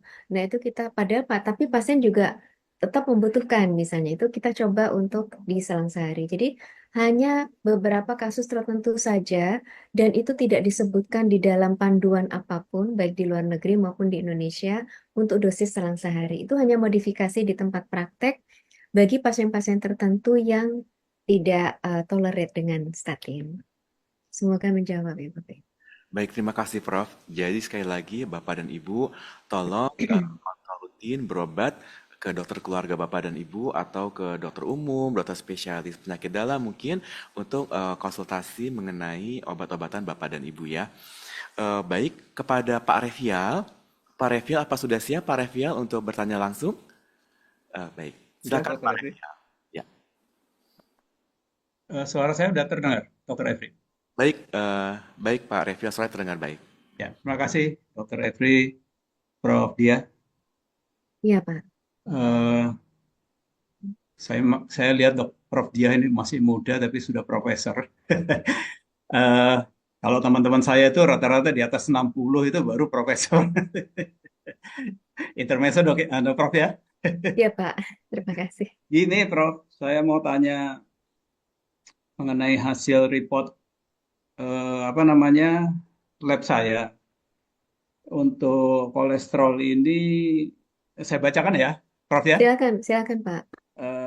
Untuk kolesterol total saya itu 151, masih di bawah 200, kemudian LDL direknya 93, kemudian HDL-nya 52, dan trigliserinnya 82. Nah, dengan hasil ini, kalau saya lihat nilai rujukan masih di bawah semua nilai rujukan ya, Prof ya. Iya Pak, betul Pak. Apakah saya masih perlu minum obat kolesterol, Prof? Karena saya kok masih dikasih Litorkom 20 mili. Nah, itu apa masih perlu? Itu yang pertama pertanyaan saya. Kemudian yang kedua, saya itu karena mau menghindari obat-obatan, saya itu minum cuka apel, Prof. Nah, itu sudah saya konsumsi kira-kira udah hampir 6 bulan, ya setengah tahunan lah. Ini, Prof ya. Nah, yang saya mau tanyakan, yang kedua ini adalah yang menurunkan atau menstabilkan kolesterol saya itu obat kolesterolnya sendiri yang tadi Litorkom itu atau cuka apelnya, dok? Nah, itu dok pertanyaan saya. Terima kasih. Terima kasih Pak Revial. Jadi Prof, tadi terdengar Prof kalau HDL-nya 52 ya Prof ya. Kemudian triglyceridnya 82. Saya lupa tadi kolesterolnya berapa ya Prof ya? Total 151, LDL 151. 93. Oh, baik. Ya, dan terkait cuka apel. Silakan Prof, bagaimana kira-kira jawabannya? Iya, Pak, terima kasih untuk sharingnya ya. Mungkin ada pertanyaan dulu nih buat Bapak ya. Bapak kan masih dikasih obat. Artinya sebelum ini Bapak profil lemaknya lebih tinggi dari ini kah Pak sebelum Bapak dikasih obat? Sekitaran kolesterol saya totalnya 225-an. LDL-nya berapa Pak? Yang sebelumnya? Nah, cuman saya lupa Oh, untuk lupa. yang Oke, nggak hasil yang apa-apa. lalunya, dok. Ya. Nggak apa-apa. Pertanyaan berikutnya, Bapak ada riwayat sakit apa saja selain kolesterol? Nggak ada, dok. Cuman kolesterol Kayak aja. tekanan darah, gula darah baik ya, Pak? Normal, normal. Riwayat stroke di keluarga, jantung di keluarga tidak ada ya, Pak? Alhamdulillah nggak ada, Dok. Nggak ada. Merokok juga tidak ya, Pak? Mulai dari kecil saya tidak ngerokok, tidak ngopi. Oke, alhamdulillah. Nah, jadi gini Pak, itulah cara dokter untuk menentukan apakah Bapak perlu minum obat atau tidak. Yang pertama, faktor risiko atau penyakit penyerta.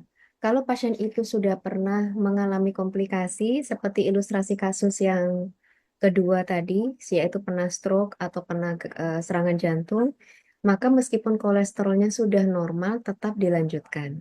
Ya, tapi kalau pasien tidak ada komplikasi, maka dokter akan menanyakan penyakit penyerta lain, besti-bestinya, yang tekanan darah tinggi, kemudian gula darah, asam urat, obesitas, riwayat kuat gangguan jantung di keluarga, merokok. Nah, itu semua ditanyakan. Kalau ada lebih dari dua, maka biasanya dokter tetap melanjutkan. Nah, kalau tidak ada sama sekali, ya, Bapak boleh mencoba menghentikan. Ya, tapi tentu Bapak berkonsultasi dulu sama dokternya. Karena tadi itu, bahwa kita memutuskan obat bisa dihentikan atau tidak, itu kasus per kasus. Dan kasus kayak Bapak itu jarang loh, Pak. Alhamdulillah. Artinya dengan usia Bapak, Bapak tidak ada hipertensi, tidak ada diabetes, kemudian di riwayat keluarga juga cukup aman, Bapak juga tidak merokok. Kalau dari pengalaman saya selama praktek ini jarang sekali pasien seperti Bapak. Artinya justru lebih banyak pasien dengan riwayat keluarga yang beresiko, pasien dengan merokok, kemudian pernah memiliki riwayat komorbid atau besti-besti dari dislipidemia tersebut. Nah, pada saat Bapak nanti menghentikan, apa yang harus Bapak lakukan? Melakukan evaluasi berkala. Melakukan evaluasi berkala setiap 3 sampai 6 bulan untuk memastikan apakah cukup dikendalikan dengan gaya hidup saja. Seperti itu, Pak. Kira-kira paham, Pak? Ya, jadi kembali kepada gaya hidup ya Prof ya sebelum Iya. dengan obat dikuatkan kembali yang sudah bagus, semakin tambah bagus yang belum dimulai, yuk dimulai olahraganya, mengatur pola makannya, cara mengolah makanannya ya Bapak dan Ibu itu semuanya dikendalikan dengan baik sebelum nanti barangkali kalau memang belum dapat membantu obatlah di situ masuk. Prof terkait Ezentimab ini Alhamdulillah DSO YKK Bank Indonesia ya daftar standar obat YKKBI sudah memasukkan Ezentimab ini. Jadi Bapak dan Ibu terkait obat katakanlah pengucapannya juga agak sulit ya Prof ya. Bapak Ezetimibe. kalau statin mengucapkannya gampang Lebih statin. gampang, Statin iya. sudah masuk dalam DSO dan ezetimibe itu juga sudah masuk dalam DSO ya KKBI. Jadi silakan Bapak dan Ibu untuk berkoordinasi lagi dengan dokter keluarga Bapak dan Ibu ya. Kemudian terkait eh, pertanyaan dari kolom chat sih kurang lebih sama ya Prof. Tadi kalau malam harinya berapa jam sebelum tidur ya Prof ya? Kalau untuk obat statin yang akan diminum malam itu Prof. Sesudah makan malam itu boleh, Dokter Evri. Ya, memang beda ya kalau misalnya suntikan insulin kan itu agak ketat gitu ya Prof ya. Beberapa menit sesudah makan atau beberapa menit sesudah sebelum makan gitu ya Prof ya. Kalau insulin ya agak lebih ketat gitu ya. Kalau untuk kolesterol sih ada keleluasan ya Prof ya. Iya. Baik dekat tengah makan atau menjelang tidur juga boleh ya Bapak dan Ibu. Baik, kemudian terkait MCU tadi Prof di tayangan Prof langsung tentang MCU nih. Memang kalau buat pensiunan Bank Indonesia medical check up itu tidak di cover Prof. Namun Hmm. kalau dari sisi kami sepanjang ada indikasi medis kemudian Hmm. dokternya itu menuliskan dalam kertas rujukan lab itu di cover ya. Jadi Bapak dan Ibu memang terkait MCU sih memang tidak ya Bapak dan Ibu ini hanya istilah saja. Dan untuk wilayah-wilayah tertentu kemarin di 2024 kami sudah bekerjasama dengan Prodia dan juga Bidakara Medical Center. 9 wilayah dengan Prodia, 1 wilayah dengan Lab BIMC di Bogor itu sudah ada dok. Kami juga menyebutnya sebagai MCU sih ya, deteksi dini Bapak dan Ibu. Kami ukur Framingham score-nya Prof.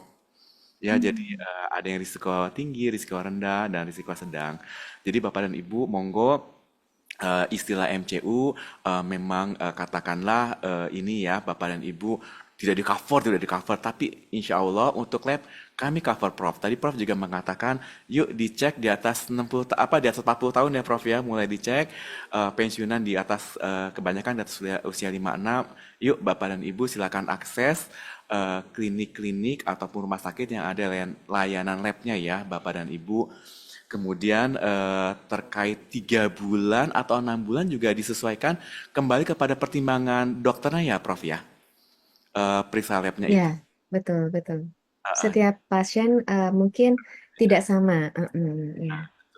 Termasuk juga gula darah, HbA1c, itu juga monggo Bapak dan Ibu nanti bertanya lagi ya kepada dokter keluarga Bapak dan Ibu. Baik, slide selanjutnya, mohon maaf, untuk penanya berikutnya kepada Bapak pribadi. Kita masih ada Prof ya, waktu ya Prof ya, sampai 10.55 mungkin ya Prof ya. Oh iya. Baik, kepada Bapak pribadi, silakan Pak pribadi, singkat dan padat, monggo Pak. Terima kasih. Suara saya bisa didengar? Bisa Pak, bisa. Iya. Silakan. Terima kasih, Prof. Tadi Prof menyampaikan bahwa kalau kita makan telur sehari 3 butir, kemudian butir ketiga itu dimakan putihnya saja. Saya itu sudah beberapa tahun ini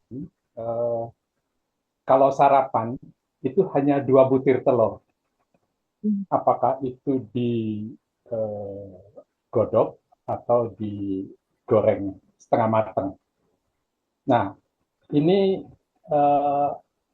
apa pengaruhnya, Dok? Karena selama ini menurut saya sih tidak terjadi apa-apa. Karena setelah itu saya tidak makan lagi apa-apa, tidak makan siang baru sekitar antara jam 2 jam 3 begitu. Sesekali sih kalau ada makanan ringan itu bisa saya makan. Itu yang pertama. Kemudian yang kedua, itu sejak 2014 saya itu katanya dokter spesialis jantung, saya kena koroner 60%.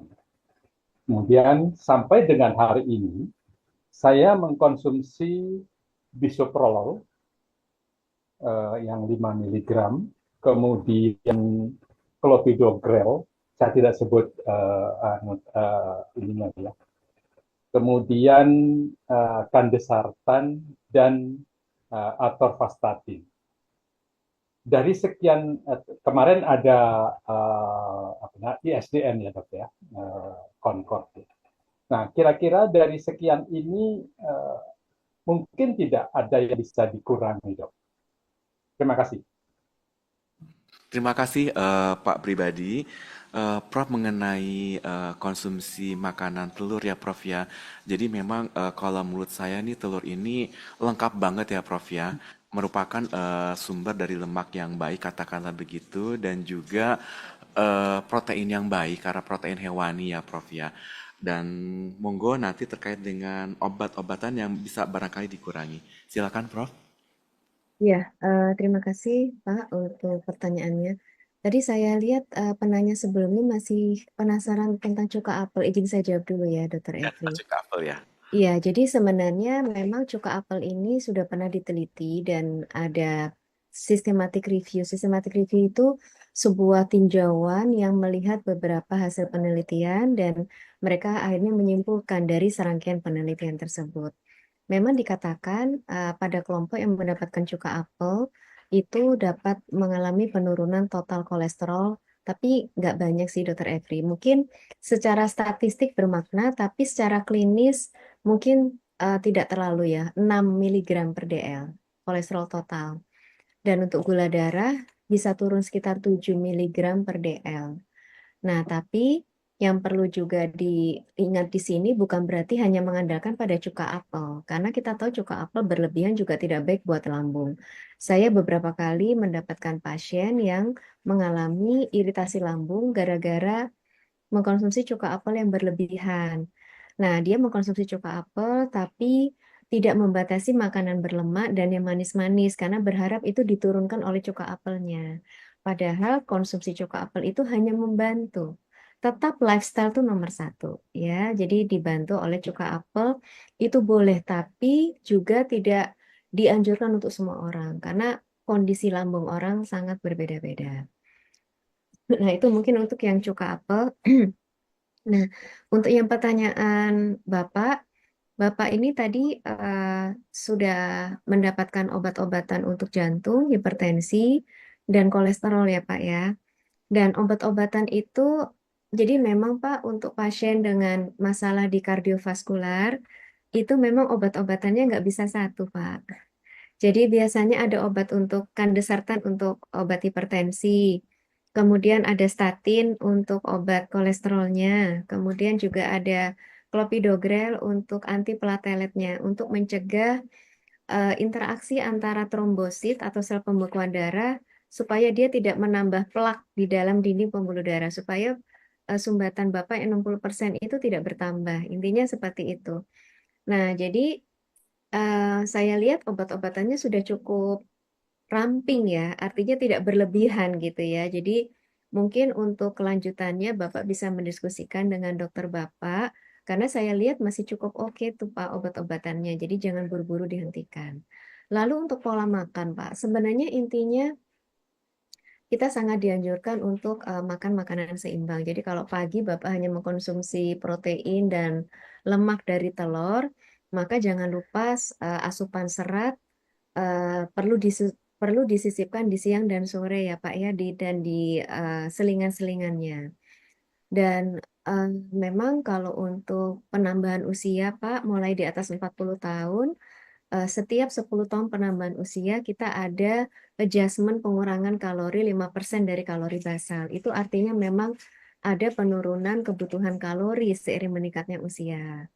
Nah, jadi tapi bukan berarti bahwa pasien-pasien usia ini harus diet semua, tidak. Tentu sesuai dengan kebutuhan. Nah, jadi kalau misalnya Bapak sarapan paginya hanya telur, Bapak juga harus pikirkan bagaimana serat, karbohidrat, mungkin sumber buah-buahan juga di siang dan malamnya. Dan untuk komposisi proteinnya juga di siang dan malam juga Bapak bisa penuhi, tidak harus dari telur lagi karena telurnya udah bisa dari protein hewani yang lain atau nabati. Seperti itu, Pak. Tapi tetap perhitungan kalori harian dalam sehari perlu disesuaikan dengan berat badan dan tinggi badan Bapak. Dan itu memang bersifat individual karena dihitung masing-masing. Seperti itu. Ada pertanyaan yang kelewat, Dokter Evri? Mohon maaf. Baik, Prof. Coba kita sama-sama lihat. Rasanya sih secara mungkin tersirat sudah Prof jelaskan juga ya, Prof. Mungkin kalau dari saya selaku moderator, Prof, kalau terkait konsumsi karbohidrat, hubungannya dengan lemak seperti apa, Prof ya? Jadi, apakah dengan katakanlah misalnya roti tawar, kemudian nasi putih, kan katakanlah saya nggak makan nasi goreng tapi nasi putih saja. Itu juga akan, kalau secara berlebihan juga akan mempercepat penyerapan lemak atau bagaimana, Prof? Iya, jadi konsumsi karbohidrat itu yang berlebihan, itu nanti akan ada jalurnya, Dok, dari jalur glukosa ke jalur lipid, terutama trigliseridnya ya, Dok ya. Nah, jadi kita juga tetap harus membatasi asupan karbohidrat yang berlebihan, terutama karbohidrat sederhana, Dr. Evri. Kita sangat membutuhkan karbohidrat untuk sumber energi. Bahkan disarankan karbohidrat itu secara umum porsinya 45-55% dari total kalori kita.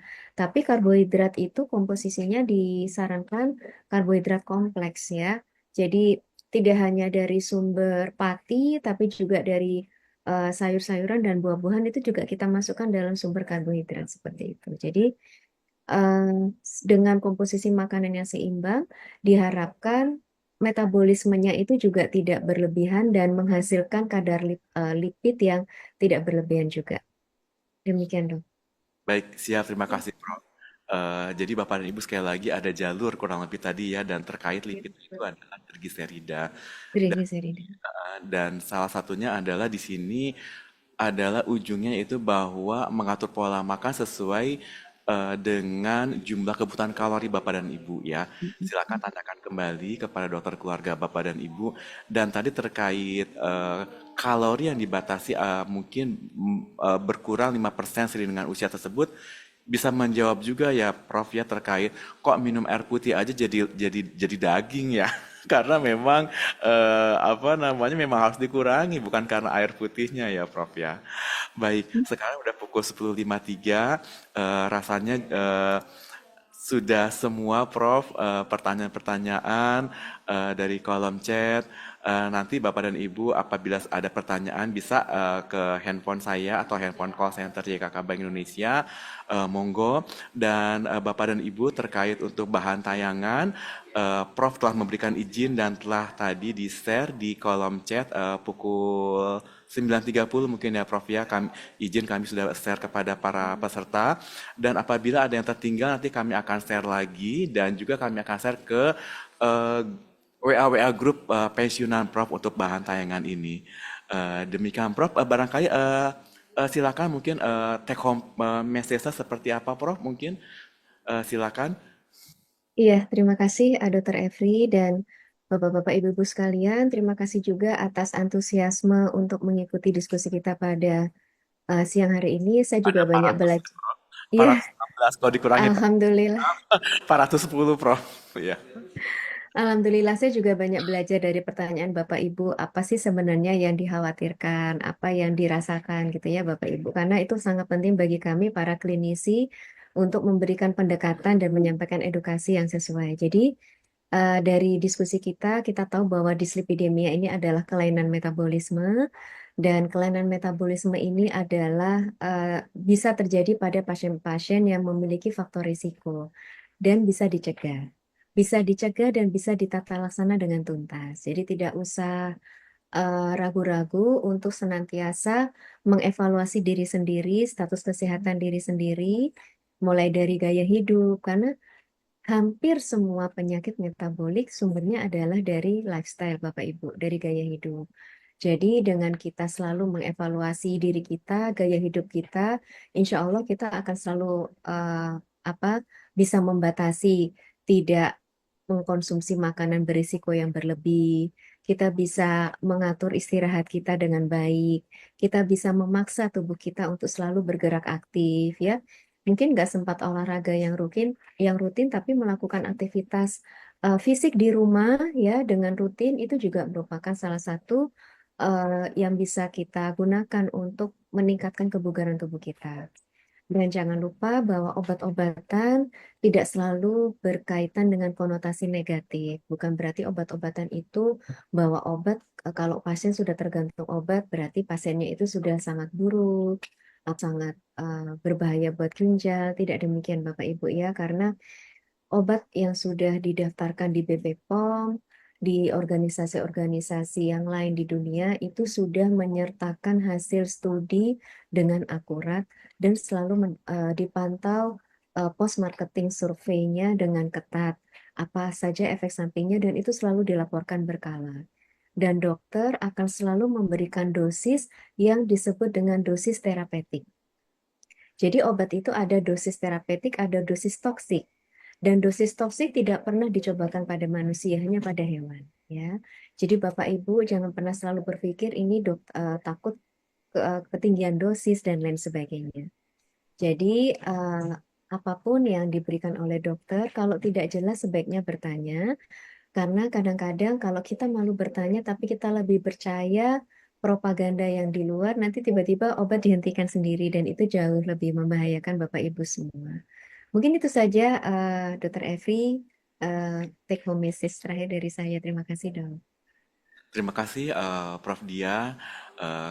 Kami ucapkan sekali lagi apresiasi yang luar biasa atas pemaparan dan sesi diskusi dengan Prof Dia hari ini. Silakan kembali berkarya Prof di FKUI, RSCM, di Terima mana kasih. Prof berada. Saya ucapkan terima kasih kepada Pensiunan Bank Indonesia yang telah selalu mensupport program-program YKKBI, khususnya edukasi kesehatan dan juga olahraga bersama. Prof, kami memiliki tagline Prof untuk pensiunan Bank Indonesia ini, yaitu menjadi pensiunan Bank Indonesia yang sehat, bahagia, dan Amin. berkah. Amin. Insya Baik, Allah. pantun sebelum Prof nanti undur diri, es campur bertabur selasi akan diminum di siang hari. Kepada Cakep. Prof ya kami ucapkan terima kasih. Semoga kita nanti dapat berjumpa lagi. Insya Allah, amin. Terima kasih. Terima kasih Bapak Ibu, terima kasih Dokter Evri semua. Assalamualaikum warahmatullahi wabarakatuh. Waalaikumsalam warahmatullahi wabarakatuh. Acara saya kembalikan ke MC. Silakan Mbak Novia. Terima kasih Dr. Evri dan terima kasih atas materi yang telah diberikan oleh Profesor Dr. Dia Purnamasari, spesialis penyakit dalam konsultan endokrin metabolik diabetes. Semoga apa yang telah disampaikan dapat bermanfaat bagi kita semua. Bapak Ibu, kami ingin menginformasikan untuk kegiatan olahraga bersama akan dilakukan pada hari Jumat, tanggal 17 Januari 2025, pukul 7 sampai 8 waktu Indonesia Barat. Dan mohon untuk Bapak Ibu yang menyimak lewat YouTube, silakan menuliskan nama dan NIP masing-masing. Kami juga ingin mengucapkan terima kasih kepada Bapak dan Ibu atas partisipasinya pada acara hari ini. Semoga apa yang kita dapatkan pada kesempatan kali ini, seluruh pensiunan Bank Indonesia dapat hidup sehat, bahagia, dan berkah bagi kita semua. Amin amin ya robbal alamin. Saya Novia mewakili seluruh panitia yang bertugas pada hari ini. Kami mohon maaf apabila ada kesalahan dalam tutur kata dan perbuatan. Menikmati senja di tepi pantai. Semilir angin indah rasanya. Sudah selesai edukasi ini, tetap semangat, sehat, dan bahagia. Kami panitia bertugas pada hari ini mohon izin undur diri. Wassalamualaikum warahmatullahi wabarakatuh.